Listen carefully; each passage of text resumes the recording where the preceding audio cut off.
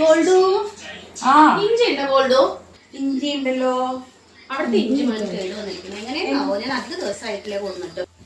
ഇഞ്ചി ഞാന് ഒരാഴ്ചയല്ല 2 ആഴ്ച ഇട്ടുണ്ടാവും. ഒരാഴ്ച ആയിട്ടുണ്ടാവും.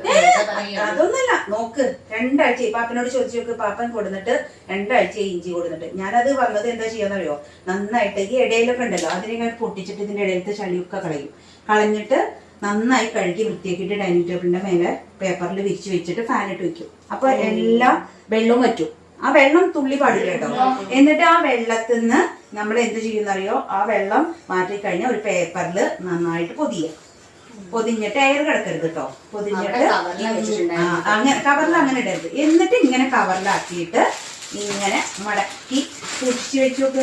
ഒരു തുള്ളി പക്ഷെ ഇത് കിടക്കരുത്, എയർ കിടക്കരുത്. ഇങ്ങനെ ആക്കിയിട്ട് വെച്ച് കഴിഞ്ഞാൽ ഡോറിലങ്ങ് വെച്ച് കഴിഞ്ഞാൽ എത്ര കാലം വേണമെങ്കിലും ഇങ്ങനെ ഇരിക്കും. ഫ്രഷ്